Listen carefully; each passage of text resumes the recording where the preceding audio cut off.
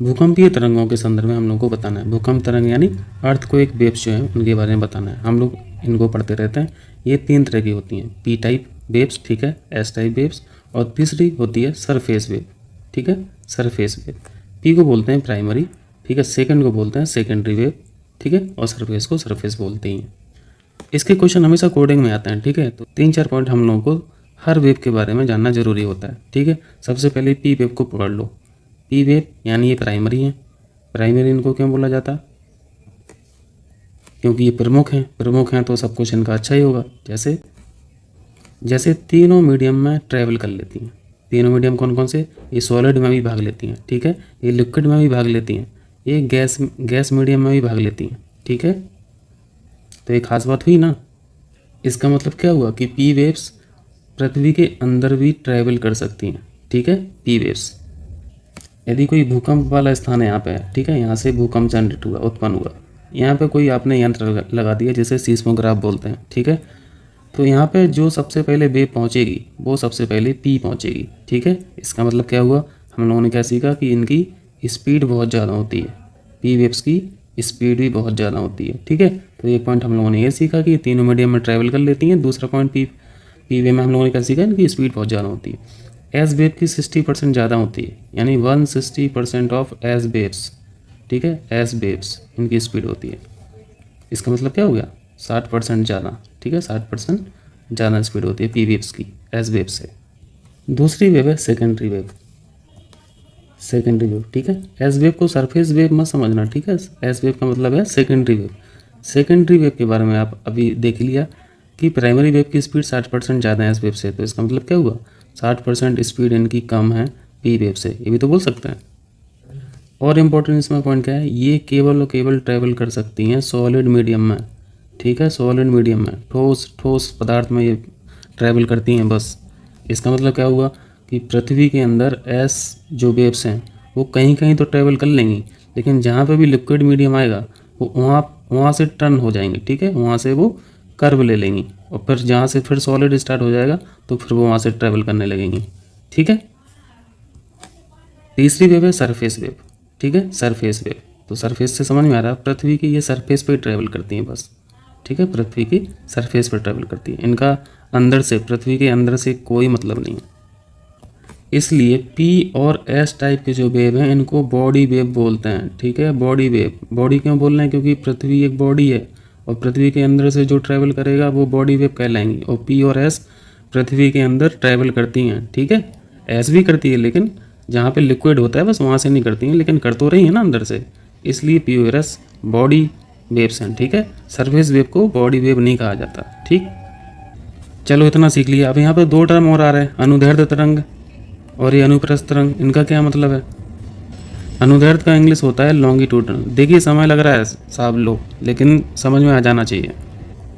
इसको बोलते हैं लॉन्गिट्यूडनल इंग्लिश में, और अनुप्रस्थ को बोलते हैं ट्रांसवर्स, ठीक, ट्रांसवर्स। ये बहुत आसान है, अभी हम लोग समझेंगे इसको।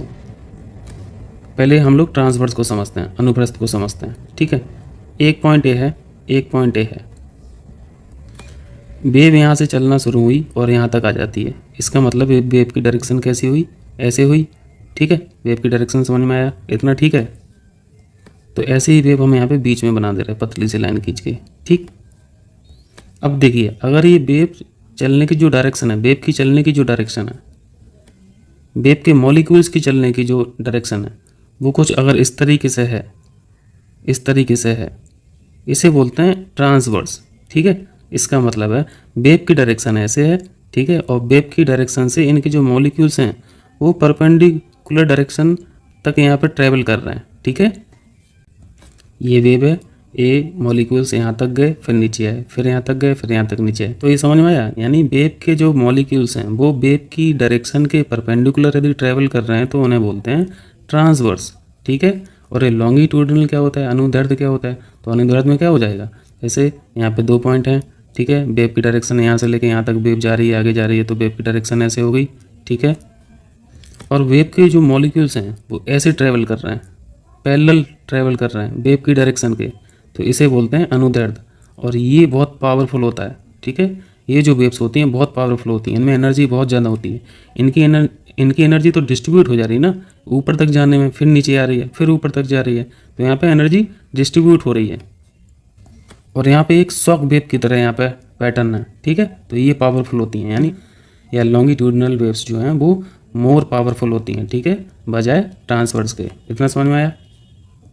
इनका एग्जाम्पल है साउंड वेव्स का, ठीक है। साउंड वेव्स लॉन्गिट्यूडिनल होती हैं, ठीक है। अनुप्रस्थ या ट्रांसवर्स वेव का एक एग्जाम्पल है सबसे अच्छा, एक छोर पर रस्सी बांधो और दूसरे छोर पर रस्सी यहाँ से पकड़ो और उसको झुलाओ, ठीक है। तो रस्सी का पैटर्न कैसे बनता है, ऐसे। ये क्या है, ये ट्रांसवर्स है, ठीक। और अगर कोई स्प्रिंग है आपके पास, स्प्रिंग है, तो स्प्रिंग में जो यहाँ पे वेव का पैटर्न जो होता है वो होता है लॉन्गिट्यूडिनल, ठीक है। आप एक छोर पे उसको प्रेस कर, एक छोर पे उसको ब्लॉक करो, दूसरे छोर से उसको खींचो या फिर प्रेस करो, तो उसमें जो एनर्जी जनरेट होगी वो इस वेव्स के माध्यम से जनरेट होगी, लॉन्गिट्यूडिनल के माध्यम से, ठीक है। तो यहाँ पे अनुदैर्ध्य तरंगों का एग्जाम्पल स्प्रिंग हो गया, और अनुप्रस्थ या ट्रांसवर्स वेव्स का जो एग्जाम्पल हो गया वो रस्सी हो गया, ठीक है। ध्वनि तरंगें अनुदैर्ध्य तरंगें होती हैं, ठीक है। और लाइट वेव्स जो हैं वो ट्रांसवर्स वेव्स होती हैं। क्लियर है, बहुत सारे पॉइंट्स हम लोगों ने इसमें सीख लिए। ये देखो पूरी कबड्डी खेल डाली, कोई नहीं 2 मिनट लगा, लेकिन यहाँ पे सारे सब समझ में आना चाहिए ना।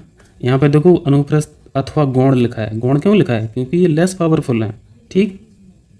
अब मैं इसको मिटा रहा हूँ, ठीक है। अब हम क्वेश्चन करने वाले हैं, चलिए फटाफट जल्दी से क्वेश्चन कर लीजिए। पहला क्वेश्चन है, पहला पॉइंट है प्राथमिक तरंगें यानी पी वेव्स। पी वेव्स को पी तरंगें भी कहा जाता है, ठीक है, सीख लिया। ए अनुदैर्ध्य यानी लॉन्गिट्यूडिनल भी होती हैं, ठीक है, तभी तो पी पावरफुल होती है ना, क्योंकि ये लॉन्गिट्यूडिनल है।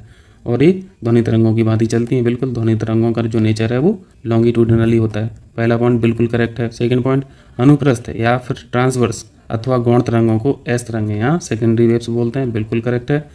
और ये लाइट वेव्स की भांति चलती हैं, तो लाइट वेव्स जो होती हैं वो ट्रांसवर्स वेव्स होती हैं, ठीक, ये भी सही है। चलिए तीसरे पॉइंट पे आ जाइए। तीसरा पॉइंट कहाँ है, इधर है। पी तरंगें सिर्फ ठोस माध्यम में चल सकती हैं, तो ऐसा तो नहीं पढ़े, पी तो सबसे पावरफुल है, प्राइमरी है, तीनों मीडियम में चलती हैं, ठीक है, अभी सीखा हमने। जबकि एस तरंगें ठोस तरल, ये भी गलत है यहाँ पे, ठीक है, ये भी गलत है। एस तरंगें जो हैं वो सिर्फ और सिर्फ सॉलिड में चलती हैं, ठीक है, सिर्फ और सिर्फ only travel in solid medium, तो ये तो पॉइंट वहाँ गलत है। तो यहाँ पे 1 और 2 सही है, तो यहाँ पे सी ऑप्शन करेक्ट हो जाएगा, ठीक। आगे बढ़ें, चलो आ जाओ 7 पे। इस फिगर को जल्दी से देखिए, ये दिख रहा है आपको, पी वेव्स को येलो कलर में दिखाया, एस वेव्स को ब्लैक में। चलिए इधर आइए, अब इस कोर के अंदर देखिए, कोर यहाँ पे 2 पार्ट में, ठीक है, सॉलिड इनर कोर और लिक्विड आउटर कोर, ठीक है। इस कोर के अंदर कौन सा आपको वेव्स ट्रैवल करते हुए दिखाई दे रही हैं, येलो कलर दिख रहा है ना, ये येलो कलर दिख रहा है, ये येलो कलर दिख रहा है, ठीक है। यानी लिक्विड मीडियम से और सॉलिड मीडियम में तो ये बह रही हैं, ठीक है, बह रही हैं, सॉरी पीला वाला। तो यहाँ पे आपने देखा कि पी वेव्स जो हैं वो यहाँ पे दोनों मीडियम दिख रहे हैं, ठीक है, और एयर में तो चल ही लेती हैं। और इस कोर के अंदर आप एस वेव्स नहीं देख रहे होंगे, काली लाइन नहीं देख रहे हैं ना, काली लाइन बिल्कुल नहीं देख रहे हैं, क्योंकि लिक्विड मीडियम है ना, लिक्विड मीडियम में एस वेव नहीं चलेंगी, लिक्विड मीडियम बार बार चल रही हैं, ठीक। कई बार ये भी पूछा जाता है पी वेव शैडो जोन, ये कुछ एरिया ऐसा है पृथ्वी के अंदर जहाँ पे पी वेव्स भी नहीं चल पाती हैं, ठीक है, तो उसे बोलते हैं शैडो जोन, ठीक है। इसका कारण और कभी डिस्कस करेंगे, बहुत समय लग जाएगा नहीं।